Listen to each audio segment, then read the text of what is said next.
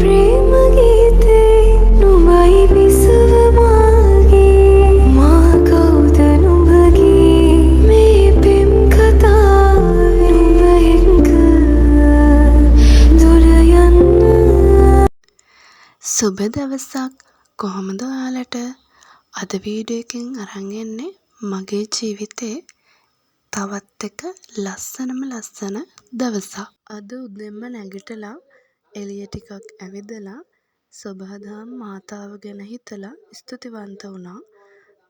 පැල ටික දිහත් බලලා ඒවට වතුරක් දාලා ටිකක් එළියට වෙලා ඉඳලා මම මගේ දවස පටන් ගත්තා.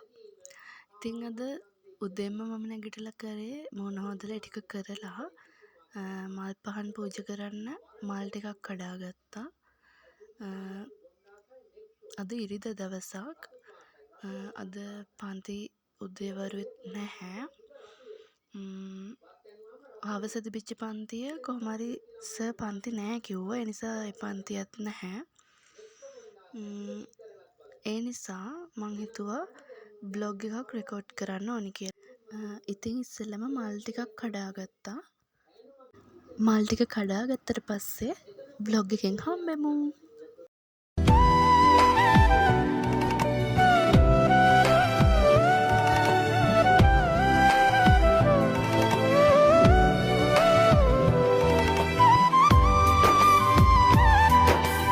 සිලිලා රසිත නයනා හෘදේ සිඹිනා කෝල නීල වදනා සවන පිනනා මේ චණ්ඩ සූර්ය නගරේ නොවේලේ සරණා සෙවනැල්ල වෙන්න ප්‍රේමේ දාහය නිවනා.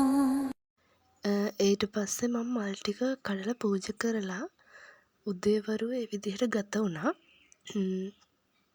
ඊට පස්සේ මට කොහොම හරි උදේ රෙකෝඩ් කරගන්න හම්බුනේ මේ වීඩියෝ ටික විතරයි. ඊට පස්සේ දැන් ආයෙත් හවසත් මම මල් කඩනවා පහන තියන්න. ඔයාලා බලනවා ඇති මේ මල් කඩන මේ වීඩියෝ ටිකක් විතරයි නේද තියෙන්නේ කියලා. එහෙම නෙමෙයි. මං කඩෙන් කඩ වීඩියෝ කරගන්න පුළුවන් වුණේ මට අද ෆෝන් එක ගෙදර තිබුණේ නැති නිසා. ඒක නිසා හවස ඉඳන් ආයෙත් බ්ලොග් එක කන්ටිනියු කරනවා කියලා හිතුණා මට. මං ඉතින් මල් ටික කඩා ගත්තා. මල් ටික කඩලා ඉවර වෙලා ටිකක් එළියට ඇවිල්ලා වෙල දිහා බලාගෙන ඉඳියා. හවස් වරුව කොහොමත් ලස්සනයි. හරිම ලස්සනයි හවසට වෙල. ඉතින් වෙල දිහා චුට්ටක් බලා ඉඳලා මල් ටික හුරන්න පටන් ගත්තා. මගේ ජීවිතේ මේ ගෙවිලා යන දවස් හරි ලස්සනට ගෙවිලා යනවා. මම ලොකු සතුටකින් ලොකු එනර්ජි එකකින් මොටිවේෂන් එකකින් වැඩ කරනවා කියලා මට දැනෙනවා. ජීවිතේ ලස්සන දවස් වගේම අමාරු දවස් අපිට දරාගෙන ඉස්සරහට යන්නම වෙනවා. ඒත් ඔයා විශ්වාස කරන්න කවදා හරි කොහොම හරි මේ හැමදේම හරියයි කියන එක. ආදරය කරන්න අකමැති වුණාට කෙනෙක් මට ආදරය කරනවා කියලා දැනගත්තම දැනෙන සතුට නැති කරගන්න මට පුළුවන් කමක් නැහැ. හිත යටින් සතුට වෙලා මණිකක් හරි තිරවාන ගලක් හරි වෙන්න ඒක මූණ ඉස්සරහදිම නැති වෙලා යනවා බලන් ඉන්න එක තමයි දැන් මගේ තියරිය. අපේ ජීවිත හරි පුදුමාකාරයි නේද?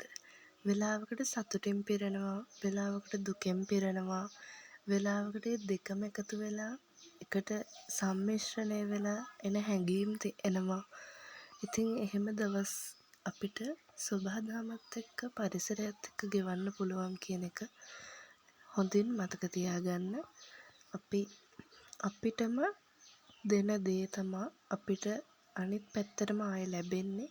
ඉතින් ස්තුතිවන්ත වෙන්න කියලා මම ඔයාලගෙන් ආදරෙන් ඉල්ලනවා. ඒක තමයි අපිට තියෙන එකම පිහිට. ඊට පස්සේ මම මල් ටික අහුරගෙන බුදුන් වැඳලා අම්මා අද අලුව හදනවා මේ නෑදෑ ගෙදරක යන්න. ඉතින් ඒකටත් පොඩ්ඩක් උදව් කළා යාට. අලුව හදනවා. ඒකටත් උදව් වෙලා මම නිදාගත්තා. ඉතින් රෑ වෙලා නිසා.